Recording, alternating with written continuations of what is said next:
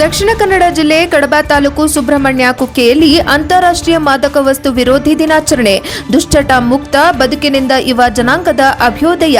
ವಿಮಲಾರಂಗಯ್ಯ ಅಭಿಮತ.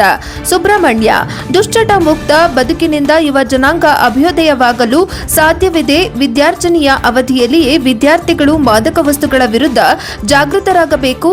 ಇದು ಓದು ಬರಹಗಳನ್ನು ಸೇರಿದಂತೆ ನಮ್ಮ ಭವಿಷ್ಯಕ್ಕೆ ಕೊಡಲಿ ಏಟು ನೀಡುತ್ತದೆ ಎಂಬ ಪರಿಜ್ಞಾನ ಎಳುವೆಯಲ್ಲಿಯೇ ಮೂಡುವಂತೆ ಮಾಡುವುದು ಅತ್ಯವಶ್ಯಕ.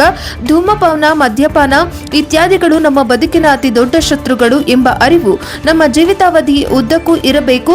ಆದುದರಿಂದ ದುಶ್ಚಟಗಳಿಗೆ ಬಲಿಯಾಗದೆ ಆರೋಗ್ಯವಂತ ಜೀವನ ನಡೆಸಬೇಕು ಎಂದು ತಾಲೂಕು ಜನಜಾಗೃತಿ ವೇದಿಕೆ ಮಾಜಿ ಅಧ್ಯಕ್ಷೆ ವಿಮಲಾರಂಗಯ್ಯ ಹೇಳಿದರು.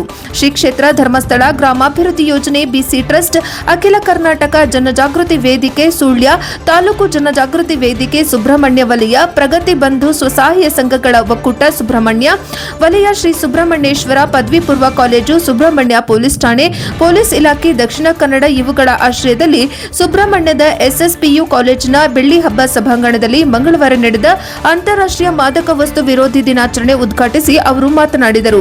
ಸುಬ್ರಹ್ಮಣ್ಯ ವಲಯ ಜನಜಾಗೃತಿ ವೇದಿಕೆ ಅಧ್ಯಕ್ಷ ಸತೀಶ್ ಟಿಎನ್ ಅಧ್ಯಕ್ಷತೆ ವಹಿಸಿದ್ದರು.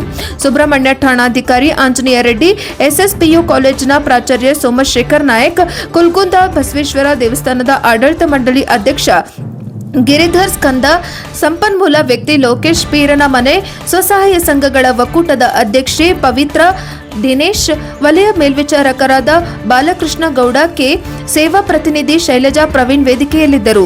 ಬಳಿಕ ಸಂಪನ್ಮೂಲ ವ್ಯಕ್ತಿ ಲೋಕೇಶ್ ಪೀರನಮನೆ ಮಾದಕ ವಸ್ತು ವಿರುದ್ಧ ಮಾಹಿತಿ ನೀಡಿದರು. ಉಪನ್ಯಾಸಕ ರತ್ನಾಕರ್ ಸುಬ್ರಹ್ಮಣ್ಯ ಕಾರ್ಯಕ್ರಮ ನಿರೂಪಿಸಿದರು. ಗಣಕ ವಿಜ್ಞಾನ ಉಪನ್ಯಾಸಕ ಶ್ರೀಧರ್ ಪುತ್ರನ್, ಕಾಲೇಜಿನ ಸಿಬ್ಬಂದಿ ಮಹೇಶ್ ಕೆಎಚ್ ಸಹಕರಿಸಿದರು.